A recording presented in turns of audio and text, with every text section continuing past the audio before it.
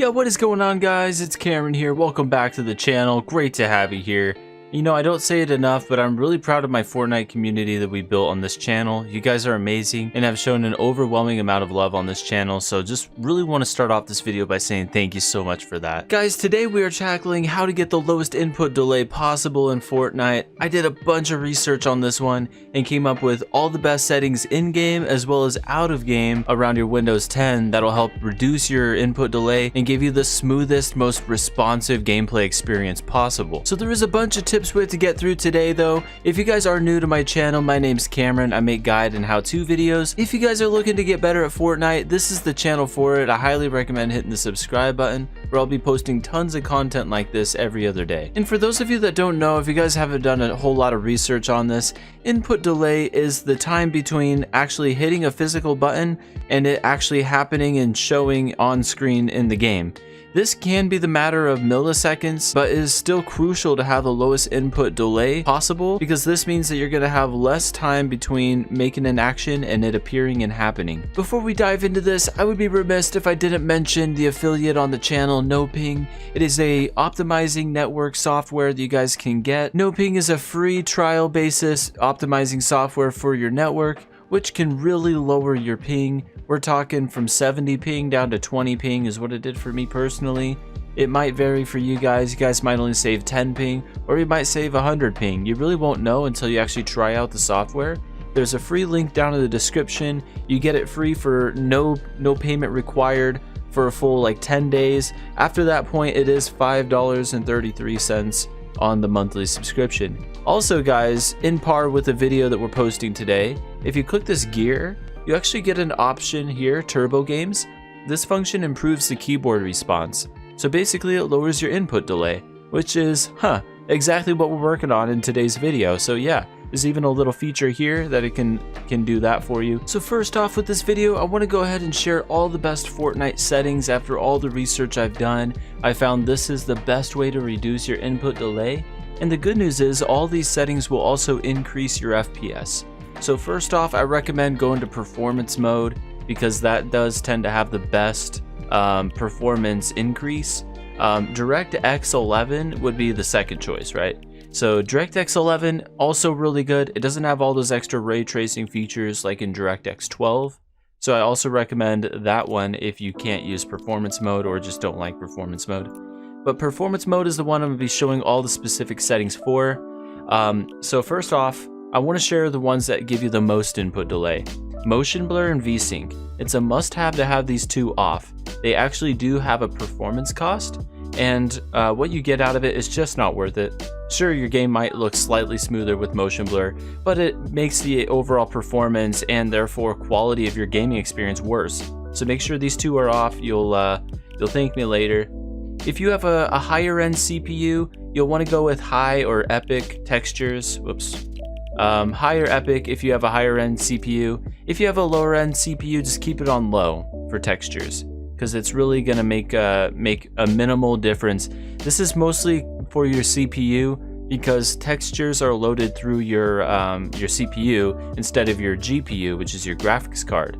So if you have a high-end CPU, this evens out your gameplay experience to where it's not just GPU centered and uses more CPU. So high if you have I have a 3700X Ryzen, so I'm going to keep this on high. For view, you want to have it on near if you want the lowest input delay. You can have it up a bit. It'll just come with a slightly higher input delay, but I'm going to keep mine on near. 3D resolution only really matters much for FPS. If you lower it down to like the 90% range, you actually get a little bit of an FPS boost, which is kind of nice. So I have mine at 95. Now, the most important setting I think in all of these is up here.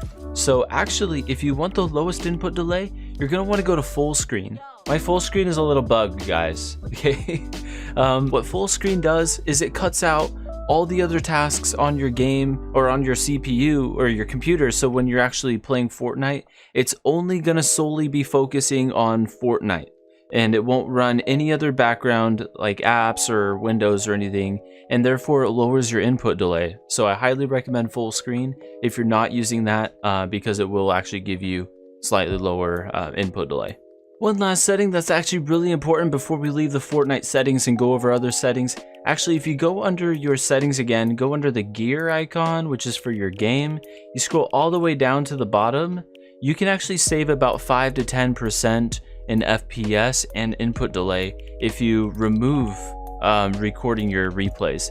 The reason being is it is actually using resources from your PC while you're playing Fortnite if you're recording those. So you'll actually have a better improvement in your gaming experience and in your input delay if you just turn them off. It does mean, unfortunately, you can't VOD review this way.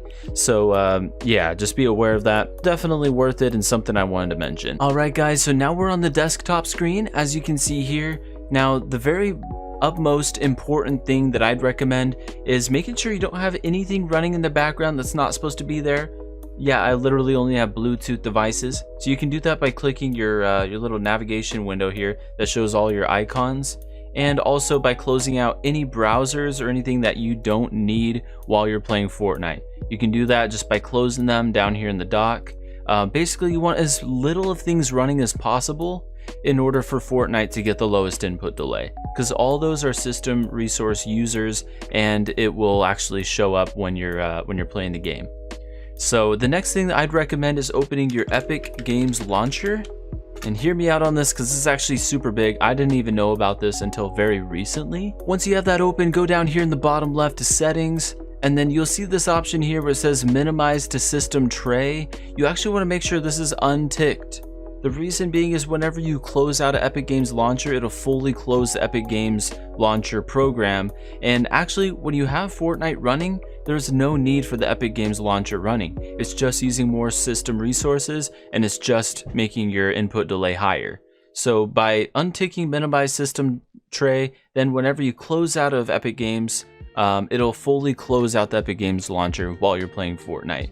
Of course, you'll need to relaunch it whenever you want to open Fortnite, but that's a nice little tip that not a lot of people are aware about. Most people think you need your Epic Games launcher running in order for Fortnite to perform, but you don't. So guys, the very next thing we need to do is disable full screen optimization. Now, a lot of people don't know what this setting is or anything about it, so I'm just going to share this with you real quick. First of all, you need to open your Fortnite game folder, so I'm going to show you how to do that. Just open your File Explorer. You're going to select this PC. You're going to select whichever drive has your apps on it. Mine is C drive. Then you're going to go to Program Files, and then you'll select Epic Games, then Fortnite Game, then Binaries, Win64. And here, finally, after 6 directories, you'll find Fortnite Client Win64 Shipping. So once you found this one here, Fortnite Client Win64 Shipping, this is the one with the largest storage, by the way, so don't select these other ones that are the smaller size, they don't matter. On Windows 64 Shipping, you're going to right click it, go down here to Properties at the bottom, and then you're going to select Compatibility up here in the top middle. And then you'll see a few options here. Now there's 2 things that we should do here. We should run this program as administrator. This gives most resources to Fortnite. Also, you'll want to disable full screen optimizations because for some reason, if you don't do this, Windows 10 will add VSync and it adds input delay to the app whenever you're running it. So make sure you disable full screen optimizations. Then you're going to want to click here where it says change high DPI settings. And you'll see an option down here where it says override high DPI scaling behavior. This does lower input delay by a bit as well. So you'll check this little check mark here and you can just leave it on application. Once you do all that, just hit OK. And then you'll need to hit apply down here in the bottom right. With just making those few changes here, it's going to give you a higher FPS and also a lower input delay, which is fantastic.